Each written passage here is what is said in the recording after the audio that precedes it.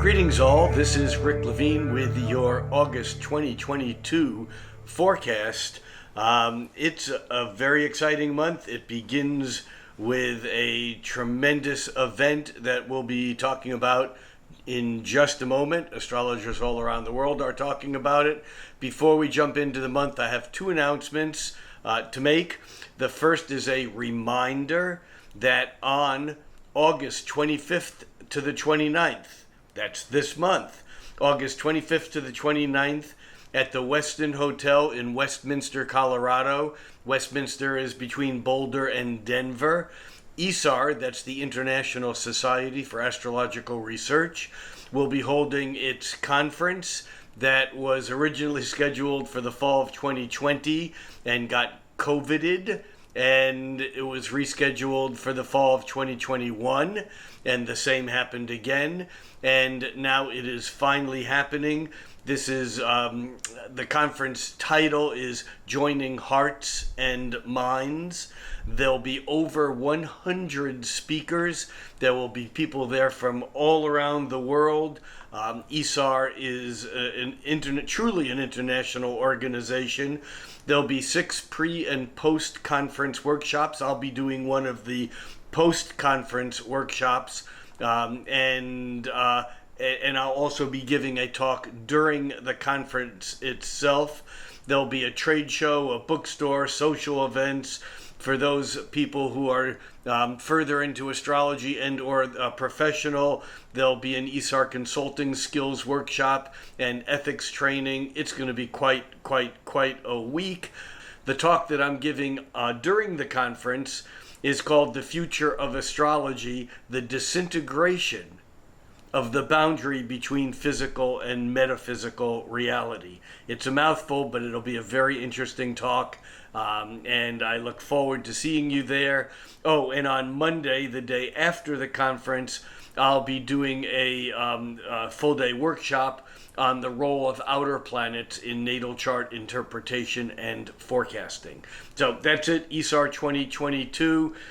You can go to isar2022.org, and find out all the information about it. I hope to see you there. If you're watching this and you will be there, please go out of your way and come up to me, greet me, introduce yourself, so that we can actually meet, because that's the exciting thing about conferences. Okay, the other announcement is that on September 15th through 18th, really just 3 weeks later, in Lilydale, which is a small incorporated village southeast of Buffalo, New York, kind of between Buffalo and the Finger Lakes region of New York, of Western New York, the astrology gathering will be held at Lilydale, which is, many of you know, is the home of the Spiritualist Church. And it's quite an extraordinary place. This conference will be on September 15th through the 18th, much smaller than ISAR, but it'll be much cozier. There'll be more intimate, I think, is probably the best way to say it. Information can be found by going to the Astrology Gathering. It's being called TAG, the Astrology Gathering, theastrologygathering.com. All the information is there. You can register, get tickets, etc. I'll be giving, again, a talk during the conference, and and I'll also be doing a post-conference workshop. There won't be as large of a faculty. I think there's about a dozen people on the faculty, but well-known astrologers, including Richard and Victoria Smoot, and Sandra Lee Serio, and Catherine Urban, Franco Minitel, Sam Reynolds will be doing a pre-conference workshop and will be there. Cassandra Butler from Canada. And it's going to be, and Pam Gallagher, Ronnie Gale Dreyer from New York City. It's going to be a very fun and, again, more manageable conference than ISAR, and that is theastrologygathering.com, and I hope to see you at one place or the other. That's in Lilydale, New York. Okay, And now, on to the main show. We are, by the way, I'm recording this on Saturday evening on July 30th. And I'm recording this very, very close to the exact Mercury-Saturn opposition. That Mercury-Saturn opposition occurs at 11:05 p.m., just a few hours from now. But the Mercury-Saturn opposition is certainly an interesting time to be recording this, because the information that I have for August, I think, is very Saturn and Saturn-Uranus oriented. It's going to be quite an interesting month. It's going to be a month of both irrepressible change. That'll be the Uranus side of the equation, which really kicks off the month.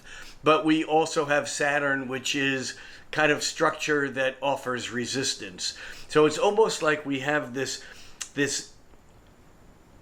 inability to stop the change that Uranus is creating.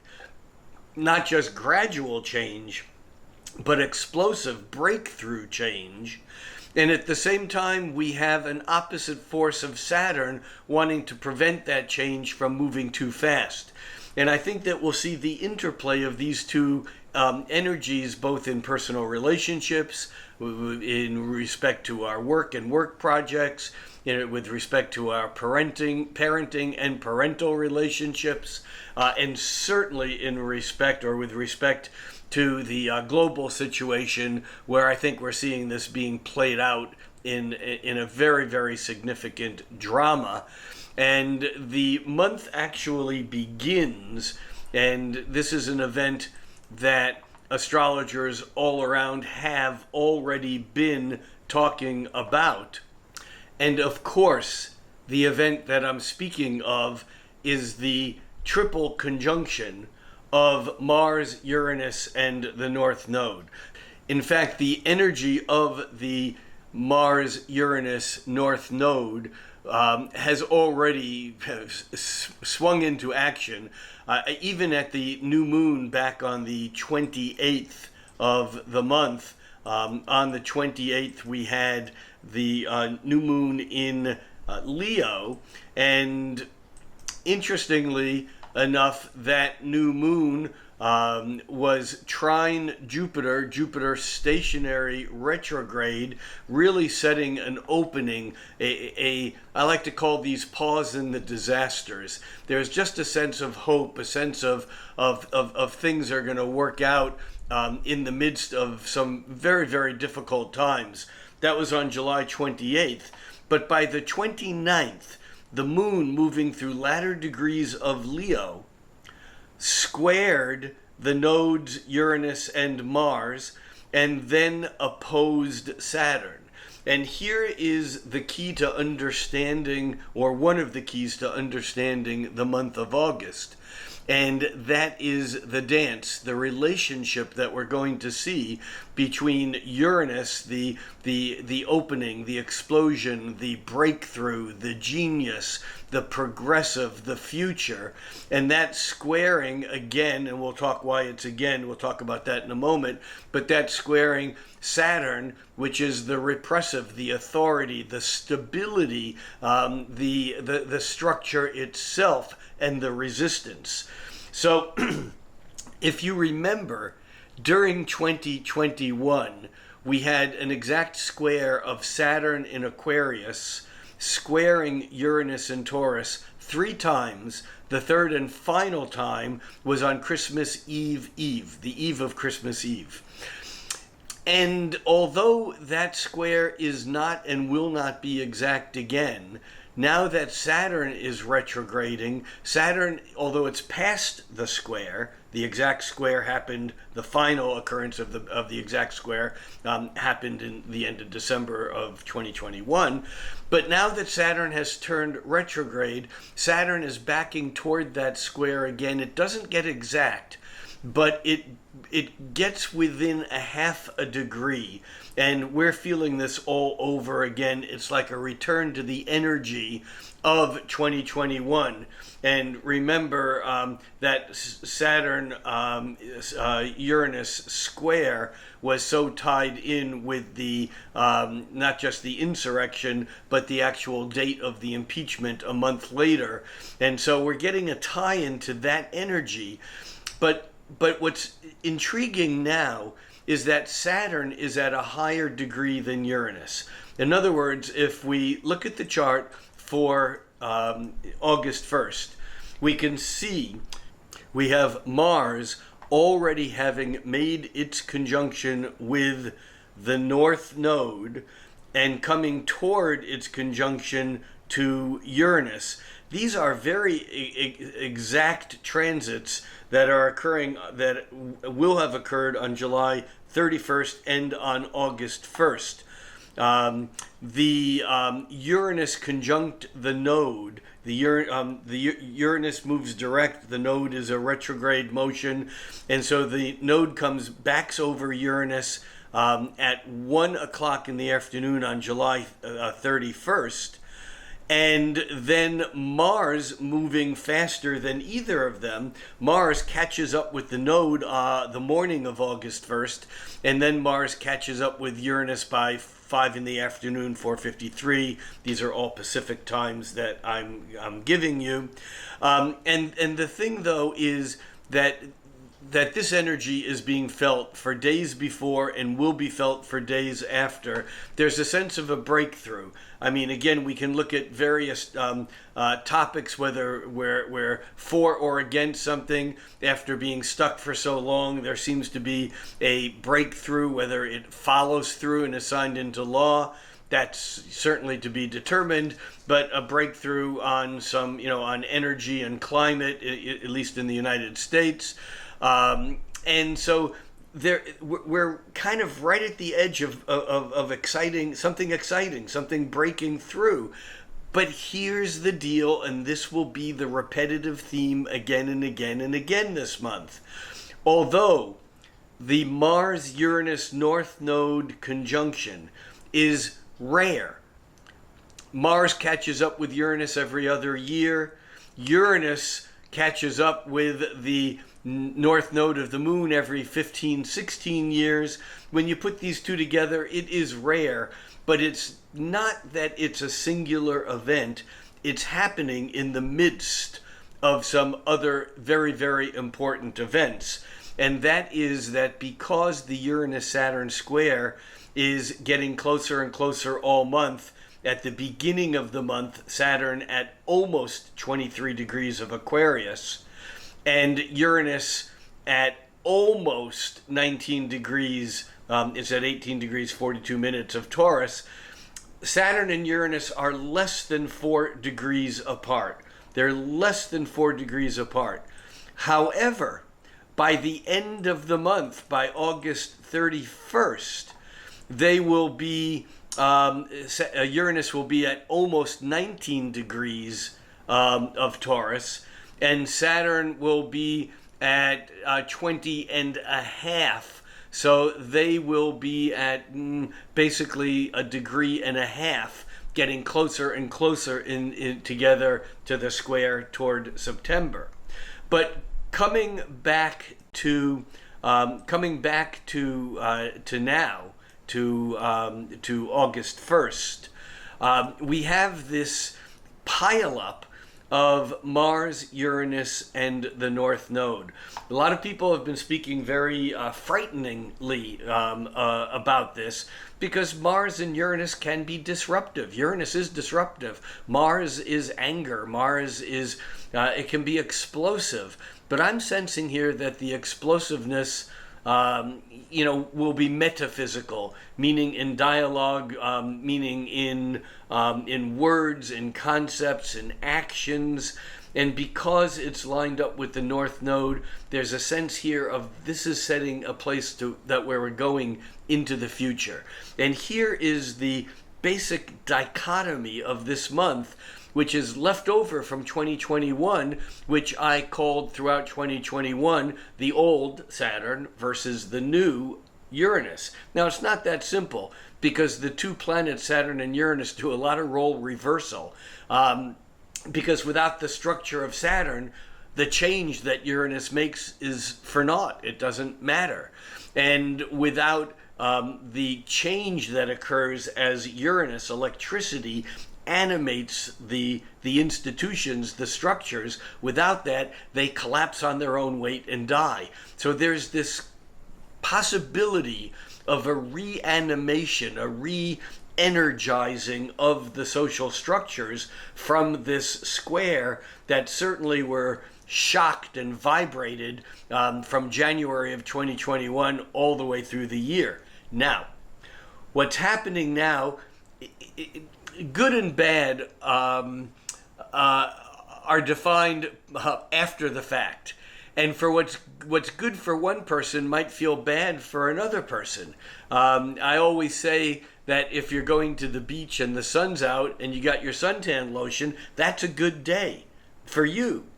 But if you're a duck and you're going to the beach, you might prefer the cloudy, rainy days when the humans aren't there and you have the beach to yourself and it's quiet. And so what's good for one person is not necessarily good for a duck or for another person. And what we have here, though, is movement, is breakthrough. But it's intriguing, and this is going to be the important fact all month, is because Uranus is at 18 now, almost 19 degrees, and it's turning retrograde this month.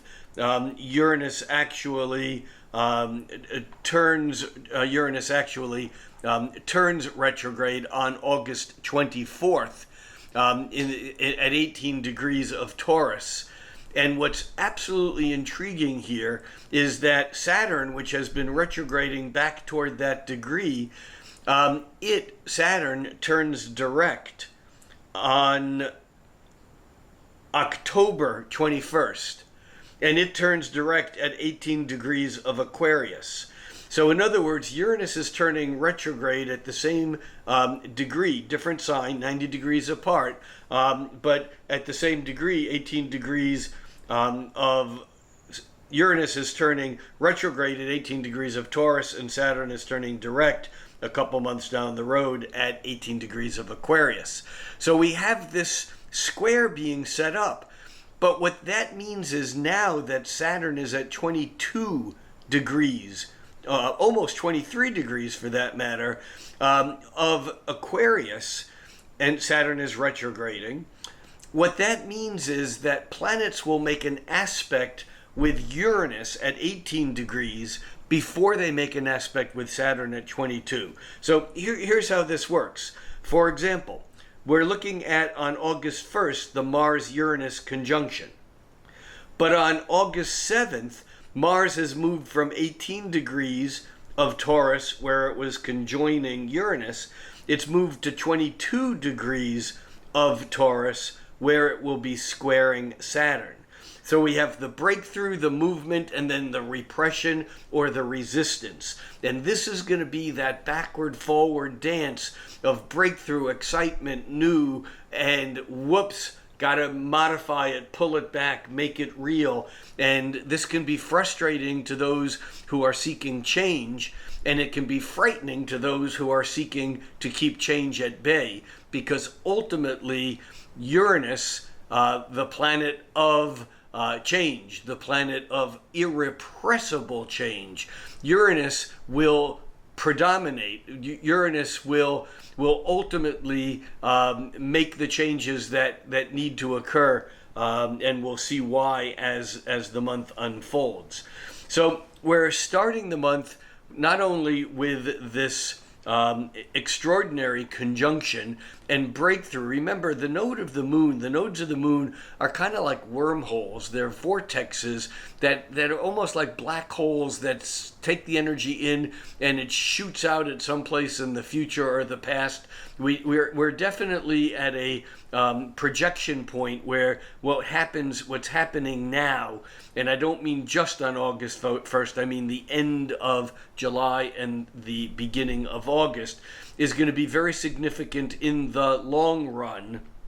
And remember also that on August 1st, the other thing that happens, it's actually exact on July 31st, but it's still within a half a degree, and that is that the sun in Leo makes a harmonious flowing trine with Jupiter in Aries, and that Jupiter has just stationed to turn retrograde.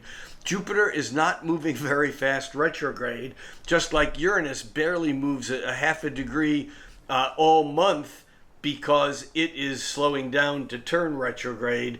And so we have very slow movement between in Jupiter and in Uranus this month. However, we start the month with that Mars explosive to Uranus breakthrough excitement, something new, unexpected.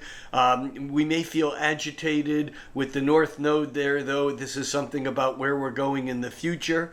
And then as we move on day by day, which we're going to do now, we have the moon on August 5th. Well, first of all, on August 3rd, Mercury moves from Leo into Virgo, and this fine-tunes our thinking. This is going to play an important piece in the whole process, especially on the 3rd, where the moon moves into Virgo, Mercury moves into Virgo, and the moon moves into Scorpio on the 4th. And so this is kind of a bringing things back down to reality, holding that energy back, but there's too much change for it to hold back permanently. And on the 5th, we have not only Venus forming a quincunx with Saturn, it's like we don't like the fact that we're not changing in the way that we want to, that something's holding us back. And then on the afternoon of the 5th, the moon, having moved into Scorpio on the 4th, the moon opposes Uranus. Now remember, Uranus is at the lower degree. In fact, on the 5th, the moon is going to oppose the North Node. It'll oppose Uranus, and it also opposes Mars.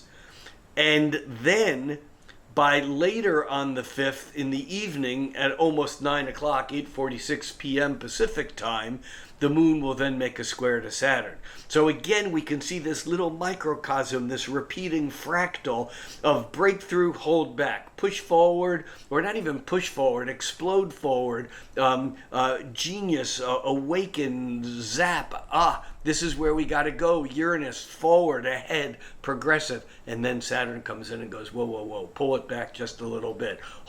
Saturn goes with the reins, tightens the reins, and just says, not so much, so fast.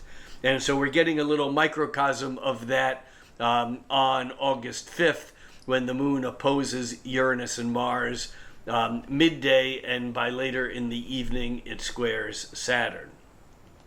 On August 7th, we have Venus, which is toward the latter degrees of Cancer. Venus is making a trine, Cancer, a water sign, with Neptune in the latter degrees of Pisces. Venus trines Neptune August 7th in the morning. This is a bit of spaciness. This is a bit of romanticism, beauty, music. We get up singing songs and wanting to play music. We want to dream. We may not want to get out of bed even, or if you're on the East Coast, this is already midday, so you may want to go out to lunch and have an extra drink and maybe not come back to the office. The problem is, though, remember that Mars, which opposed Uranus and Saturn on August 1st, on August 7th, by midday, Mars is squaring Saturn. This is frustration. Why? because we have to deal with reality. This is the reality check that we don't want. This is the dream having to be brought back down to earth. That is on August 7th. And then on August 8th, the moon moves into Capricorn just before noon on the west coast of the United States. And again, it's another layer of reality check. But also on August 8th, we have Venus, again, latter degrees of Cancer, moving opposite Pluto at the latter degrees, 26, 27 degrees of Capricorn. And so Venus opposing Pluto on August 8th is a deep dive into our emotions. We're going down, we're going deep, we're really going to explore, whether we want to or not. It's like we're being pulled into the unknown, into the abyss, if you will. This is a great time for shadow work. It's a great time to explore intimacy with someone you trust, because Venus opposing Pluto brings up things as projections, and we actually get to work with them. On the 9th, we have a little bit of awkward energy still.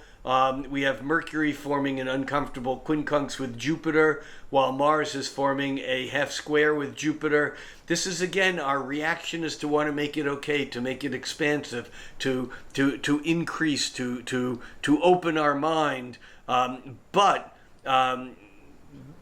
because of that quincunx, it's like we have to do it carefully. We can't overdo it. We're being called to task to not have loose and crazy thinking, which we may have had yesterday or the day before yesterday on August 7th while Venus was trining Neptune. On August 9th, we also have Mars making a half square with Jupiter. Again, this is overindulgence, overdoing too much.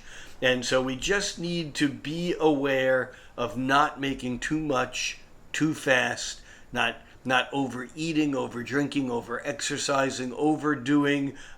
Just be aware of the tendency at this point in time to, if a little is good, a lot is better. Not always true.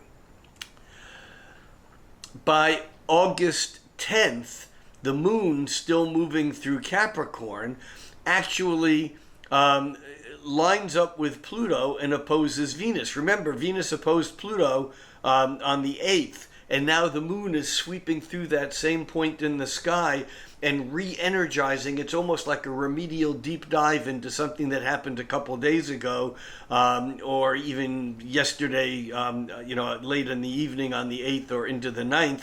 But now with the moon there, we have to do it again, because the moon is activating that same axis. And then late at night, a quarter to midnight, 11:44. It's actually 11:44 a.m., so it's just before noon.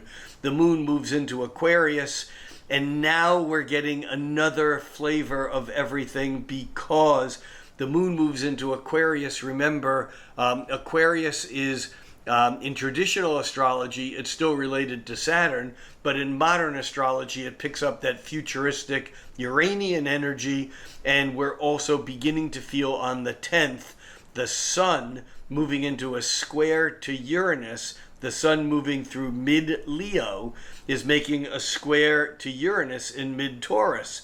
Now remember, this sun is going to make that square to Uranus, then it's going to oppose Saturn, and then it's going to make a square to Mars over the month. And so we still have that same replay of the sun square Uranus. We're going to feel it on the 10th, but it's the 10th and the 11th. And this is erratic. This is like act first, think about it later. This is push as far as we can. This is also the day of the full moon. It doesn't occur till 6:35 p.m. We'll get there in just a moment. But I want you to feel how Uranian, how electric today, that would be August 11th, is, because the sun is squaring Uranus early in the morning, and then the moon squares Uranus at 5:47 p.m., and then the moon opposes the sun, meaning it's a full moon, less than an hour later at 6:35 p.m. This is extraordinary, and this is a Uranian crazy breakthrough, unexpected surprise. It's, again, neither good nor bad, or it could be both good and bad, but this is the Uranian side. This is the breaking through again. By the way, August 11th is such a busy day because not only does the sun square Uranus, but Venus moves into Leo. This is putting our feelings out on the line, expressing our feelings, because Leo is about self-expression. And also Mars is making a sextile to Neptune on the 11th. Again, dreams come back in. We're acting on fantasies. This may have a not good scenario if we think about someone who's aggressive, Mars, having aggressive fantasies, Neptune, acting on those fantasies in a way that is unpredictable and surprising and even explosive, if you will, sun squaring Uranus. And then the moon not only squaring Uranus at the full moon, but also then a couple of hours later, actually it's 4 hours later, the moon conjoins Saturn. Once again, we have the Uranus explosive breakthrough, excitement, new community, leave the ego behind to join some bigger idea or ideal. And then Saturn comes in, the moon joins up with Saturn. That's 10:58 p.m. on the West Coast. So on the East Coast of the United States, you may already be sleeping, but we're feeling that energy. We may wake up in the morning on the 12th to something that really pulls that energy in and says, oh, now we really got to get serious. Now we have to deal with what it is that we've done. On the 12th, the moon moves into Pisces midday. Of course, once the moon moves into Pisces, by a couple of days later, on the 14th, we have a little bit of quiet energy here, but on the 14th, the moon moving through Pisces joins up with Neptune in Pisces. This is like, again, super dream, super fantasy, and yet it's like the old statement, the Lord giveth and the Lord taketh away. Well, on one hand, we're getting the moon conjunct Neptune in Pisces, dream a little dream for me, and yet later in the morning at 10:10 a.m., we'll be feeling it as soon as we wake up. On this Sunday, August 14th, the sun opposes Saturn. Remember, the sun squared Uranus back on August 11th at the full moon, and now that sun is opposing Saturn, like I said, all month the theme is first Uranus, then Saturn. Irrepressible expression of energy, Uranus meeting Saturn, resistance, the wall, stability, structure, and we get it here once again on Sunday the 14th, where we run into a bit of an obstacle. However, by mid-afternoon, by 2 o'clock, 1:42 p.m. Pacific time, the moon moves into Aries. Mars in Taurus trines Pluto in Capricorn. We're able to express energy with power. Where if we're going forward, we're not going to be stopped. Unfortunately, if you and I are going in different or opposite directions, we both feel that energy of that Mars trining Pluto, feeling determined, because Mars in Taurus is forming a trine with evolutionary and transformational Pluto in Capricorn. That is on the 14th still, and by the 15th, the moon moves into Aries, I mentioned, on the 14th by 1:42 p.m. And by the 15th, the moon is conjoined with Jupiter. And interestingly enough, the moon joins up with Jupiter on the 15th, but later in the day, the sun makes a square and a half, a sesquiquadrate with Jupiter by 6:05 p.m. But again, on the 15th, we're feeling, this is Monday, we're feeling expansive. We're feeling like we won't be held back. On the 16th, 7:22 p.m., the moon moves into Taurus. It's a relatively quiet day. There is a quincunx between the sun and Neptune. that quincunx again may make it so that we don't feel comfortable going off into fantasy land where we're trying to pull things back down to earth, but maybe we can't. It's that dance between the sun, the will, and Neptune, the dream, the fantasy, the illusion. Later that night, actually early in the morning on the 18th, it's 1:02 a.m. Pacific time, Venus makes a trine to Jupiter. Remember, the sun made a trine to Jupiter earlier in the month, and now Venus making a trine to Jupiter. This is arguably one of the better aspects. Of course, you can't pull it out of the larger scenario of things that are happening, but when Venus and Jupiter get together, traditionally they're the greater and lesser, greater Jupiter, lesser Venus, just because of Jupiter's size, the greater benefic and the lesser benefic. And in a way, when Jupiter and Venus get together by trine, there's a flow of energy between Venus, what I want, what I desire, what I like, pleasure, and Jupiter, more, expansive.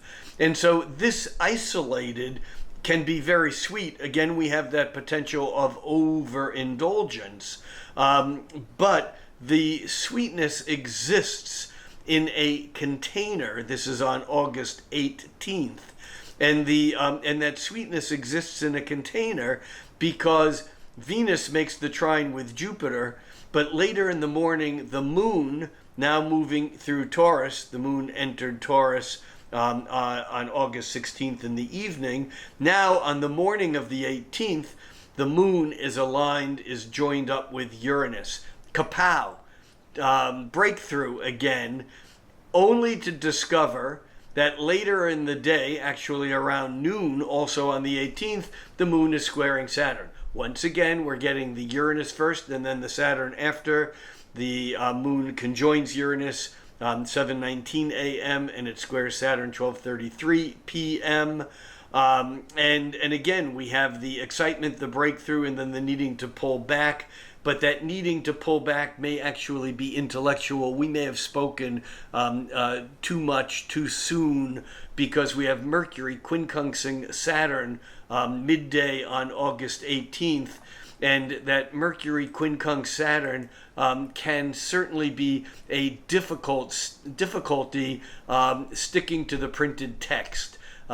It's going off text. It's going off schedule. It's not being able to maintain the discipline because reality is pulling us off track, and yet we kind of can feel held back because we want to do what we should do, and yet we're needing to take responsibility for what we have to do, which may not match up with what's going on out there in the real world. A little bit of a complicated day on the 18th. Especially again because the moon goes through that joining up with Uranus early in the day and then squaring Saturn by mid-afternoon. By the way, this is also third quarter moon. The moon squares the sun, and so the moon in Taurus actually coming through Taurus. It, of course, therefore, not only joins up with Uranus, but it also, earlier in the day, joins up with the North Node and then conjoins Mars, but not until early in the morning on Friday the 19th. So we have a bunch of moon action. I was going to say mean action, but it's not. It's moon action, but that moon joining up with Mars on Friday the 19th. Again, it could be passed off early in the morning. We may be asleep, and so it may just be waking up annoyed. But what happens is that by August 19th, by mid-morning, the sun is making a quincunx with Pluto.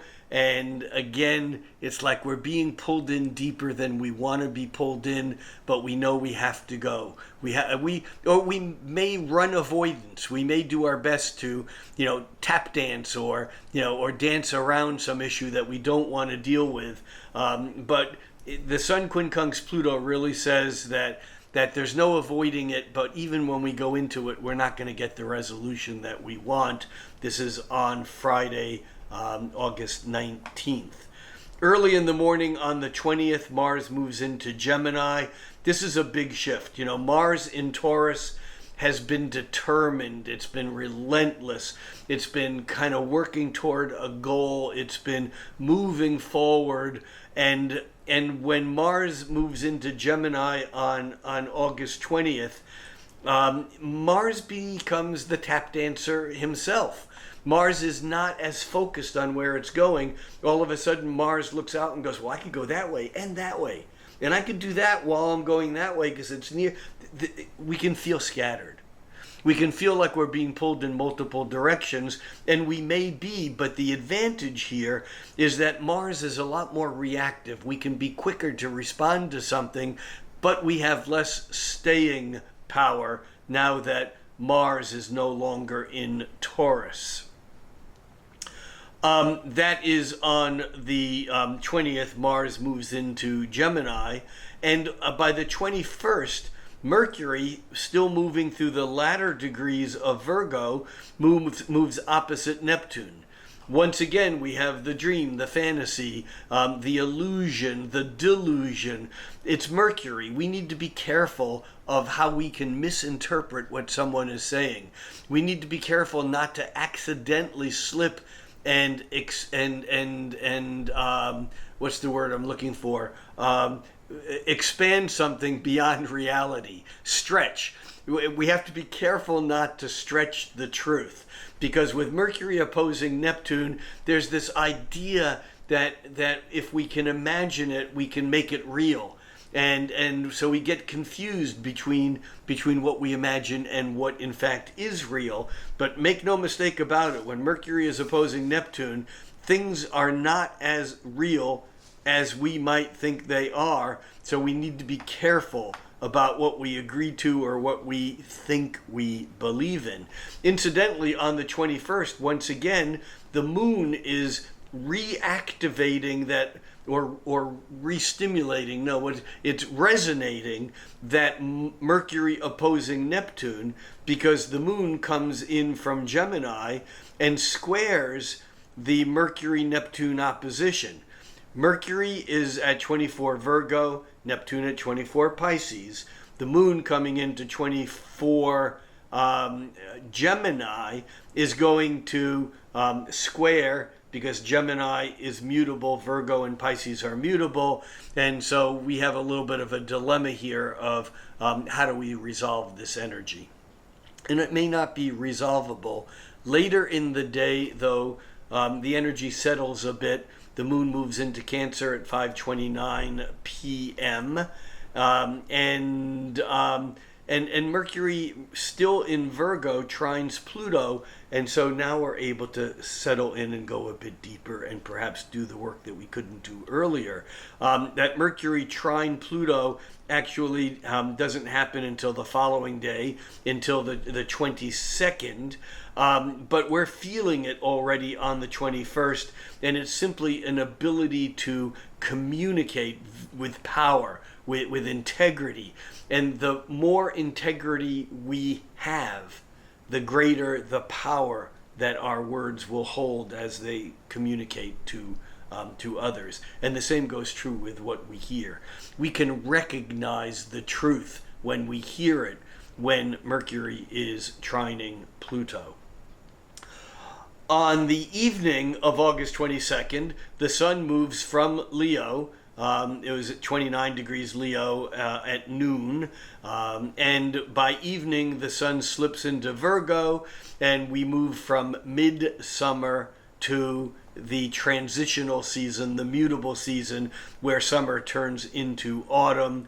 And the sun moving into Virgo, it's kind of like back to school. I know that in various parts of the country now, the school season is shiftable compared to what it was when I was a kid. Everyone everywhere went back to school while the sun was in Virgo in late August or early September. But the point here is that this is still a time when we can focus on habits, on efficiency, on work, on doing what we need to do. Remember, Virgo is an efficient, it's a worker sign. And it's a sign that has to do with how habits, the little things that we do, build into the larger and larger things. On the 24th, the moon moves from Cancer into Leo. Again, here we become a bit more expressive, I think. On the 24th, which is a big day, we also have Uranus making its station retrograde at 18 Taurus. And remember, it's Saturn that makes its station direct at 18 Taurus in late October, the 21st. So we're at an important degree here. I was going to say a critical degree, and it is, but it's not a critical degree as interpreted by some traditionalists. It's just that this degree is critical because there's so much action here. It's where at 18 degrees of Taurus, it's where the North Node of the Moon, Mars, and Uranus joined. It's now where Uranus makes its station, and it'll later be where Saturn makes its station as the two of them get closer to being square one another. Also on the 24th, we have Venus trining Chiron, sweet healing. You know, it's a time to go out of our way to apologize for something that we did that was just wrong. It's a time where we can hear other people's apologies and accept them. It's a time where healing can occur through forgiveness and through sweetness. I think it's a very important day to take advantage of that energy and to work with that Venus trine Chiron, the wounded healer. By the following day, the 25th, the moon catches up with Venus in Leo, and this is about speaking our desires, sharing our creativity, being nice to others, being kind, being sweet. Interestingly enough, that the moon joins up with Venus at about just before 5 p.m. And at 6 p.m., Mercury moves from Virgo into Libra, which is Venus's sign. So again here, we're getting the sweetness again and again. But within a couple of hours, the moon moving through Leo will square Uranus. Does this sound familiar? And then oppose Saturn. By the way, we have Venus coming into that same sequence shortly, but today we get the moon squaring Uranus, breakthrough, upset, unexpected, 7:44 p.m. on August 25th, Thursday. And then by 11:54, just before midnight, it opposes Saturn. Something gets real. That reality check one more time. And then actually the moon will shift from Leo into Virgo as it's heading toward the new moon on the 27th. We'll get there in just a moment. But on the 26th, we have Venus moving into 18 degrees of Leo, squaring. We have Venus moving into 18 degrees of Leo, squaring Uranus. And once again, we're going to see that Venus squaring Uranus on the 26th, and opposing Saturn on the 28th. And right in the middle of that, we have the new moon. The new moon is at 1:17 a.m. early in the morning on the 27th. And the moon, in fact, is square Mars. The sun is square Mars. This is, again, where fiery. Uranus and Mars. Remember, Uranus and Mars were joined on August 1st. Now, on August 26th and 27th, Uranus and Mars are a half a sign apart. You know, Uranus is at 18 Taurus and Mars is at 3 degrees of the next sign, Gemini. And so they're about 15 degrees or so apart. However, the two of them are still being called in together because the new moon is squaring Mars, and because Venus is squaring Uranus. Once again, we're getting that unexpected, the breakthrough, the excitement. But by the following day, by the 28th, we have Venus opposing Saturn. And again, that's that reality check. It's that same theme that we have all damn month. breakthrough, hit a wall. Breakthrough, hit a wall. Do something exciting, get punished for it. Marching into the future, needing to regroup and go back and get the good things from the past. Blowing up some structure. Again, I don't mean physical, although there can be physical counterparts. We can take some idea, some concept, and just go boom. Anyone who has that concept anymore, simply, they can't. It's been exploded. You have to let go of it. But now what replaces it? Saturn needs to still come in and replace what Uranus takes down. So this theme again and again and again all month, as Venus moves into its opposition by midday on Sunday the 28th. The moon moves into Libra early in the morning on the 29th, and Venus and Mercury and the Sun all make aspects with Jupiter and Uranus. They're complicated aspects. Venus and Mercury. Venus makes a square and a half with Jupiter. Mercury makes a square and a half with Uranus. And then the Sun makes a quincunx with Jupiter. This is, again, feeling out of whack. The moon is in Libra. We want to put things into balance, but it's almost like things have moved too far, too fast, and it's like, how are we going to get it back together? And so that's all on the 29th and 30th. By the 31st of August, Venus is quincunxing Neptune and Mars is quintiling Neptune, and the moon is moving into Scorpio. Man, we are floating out there in fantasy land, and then whoosh, we get focused. We somehow make a creative breakthrough. We can use our imagination. That Mars quintile Neptune gives us the ability to shapeshift, to take the dream and through action, through ritual, through movement, make something happen that might be quite magical. Again, with Neptune involved, we always need to be careful of confusion, of delusion, of deception. But when used for a higher purpose, this is creative idealism that is manifest. By the way, on September 1st, the moon, once again, as it moves through the middle degrees of Scorpio, will oppose Uranus and square Saturn. So once again, we get that instant replay, that kind of microcosm of the macrocosm, the big event being the Saturn squaring Uranus, and the replay again and again and again being planets that are in some way being stimulated by Uranus, and sudden change, revolution, expansion, progression, futuristic, group mind, new, and then having to deal with Saturn, resistance, suppression, repression, structure, stability, and holding things back. That's it. It's an exciting month. It's a very inconclusive month, meaning that there's lots of back and forth. And I said at the beginning that the keywords for the month are irrepressible change, but also with resistance. And I think here the concept to keep in mind is that we are still in process. It's like Bob Dylan singing "The Times They Are Changing." He goes, "For the wheels are still in spin." You know, it's like it's not settled yet. It's like the alloy hasn't solidified.